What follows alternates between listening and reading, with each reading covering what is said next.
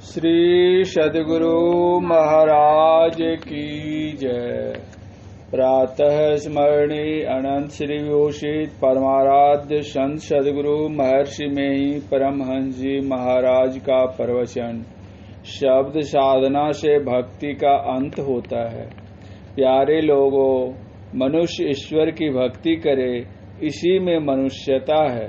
विषय सुख में तृप्ति नहीं, इससे अपने को ऊपर उठाया जाए, जाना जाए कि इससे विशेष कोई सुख है या नहीं।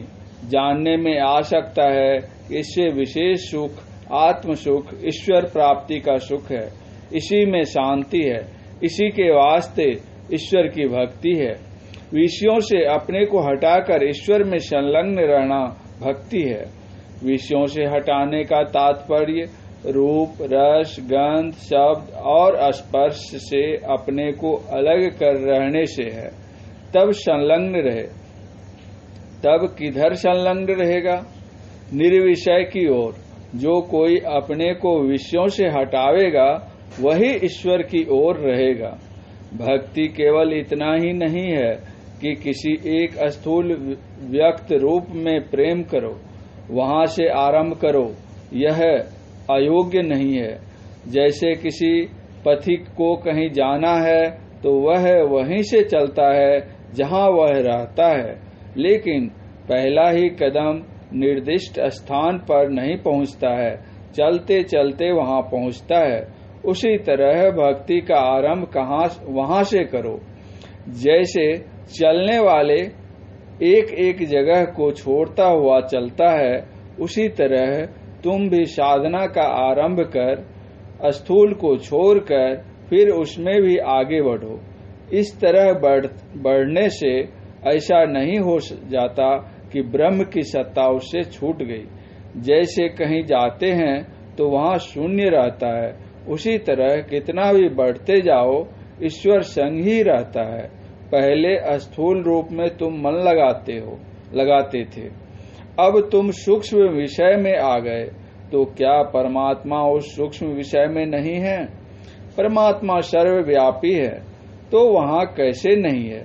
जैसे किसी आदमी ने अपनी ऊपर वाली पोशाक बदल दी, नीचे वाली पोशाक में रहा, तो क्या पोशाक पहनने वाला बदल गया? गोस्वामी तुलसीदास जी ने कहा है, देश काल दिशि विदिशहु माही, कहु सो कहाँ जहाँ प्रभु नाही। इस बात को क्यों भूलते हो? कितने का ख्याल है, ईश्वर आवेंगे और दर्शन होंगे।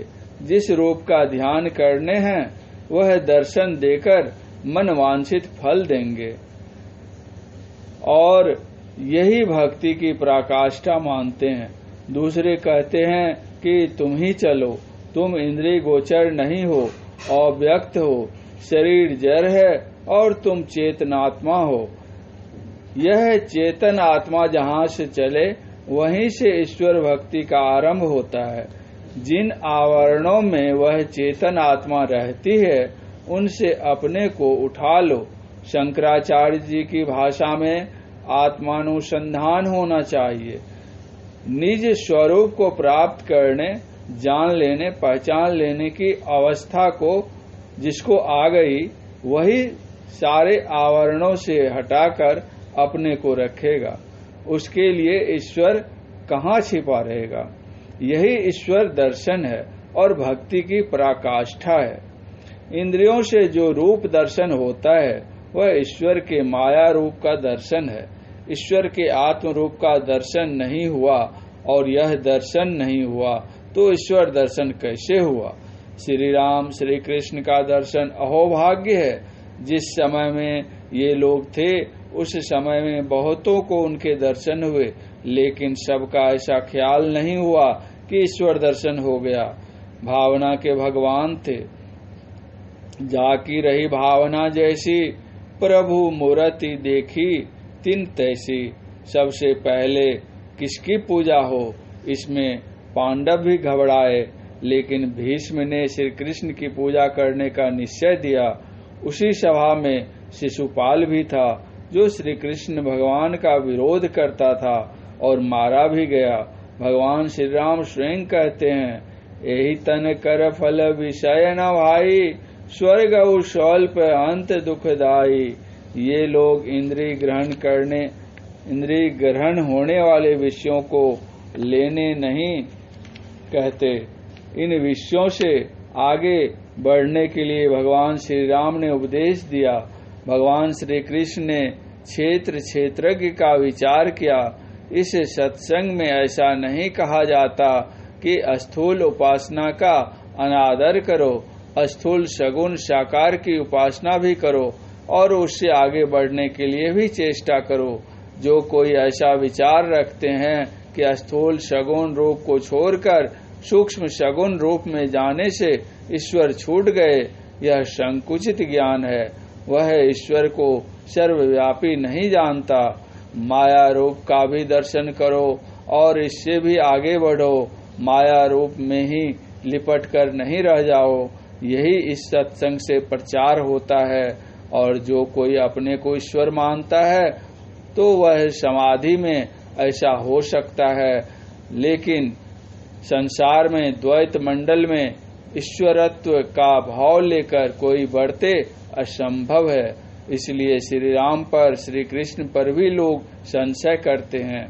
समाधि साधन करो, ऐसा हो सकता है। विचार ही विचार में कोई ईश्वर नहीं हो सकता। अभी आपने पाठ में सुना, शब्द स्नेही होए रहे, घर को पहुँचे सोए। शब्द साधना से भक्ति का अंत होता है। जब तक ईश्वर दर्शन नहीं होगा, भक्ति साथ नहीं छोड़ सकती। इसीलिए भक्ति बीज पलटे नहीं, आए परे जो चोल, कंचन जो विष्ठा पड़े, घटे न ताको मोल। भक्ति बीज बिनसय नहीं, जो जुग जाए अनंत, ऊंच नीच घर जन्म ले, तऊ संत को संत। संत कबीर साहब। जहाँ तक बने ईश्वर की भक्ति करो। ईश्वर की भक्ति छोड़कर जो रहते हैं वे अपना अपकार आप करते हैं। इससे बढ़कर और उपकार क्या हो सकता है। परम पूज्य गुरुदेव का यह प्रवचन संत मत सत्संग आश्रम मनिहारी कटिहार में दिनांक 26/3/1960 ईस्वी को हुआ था।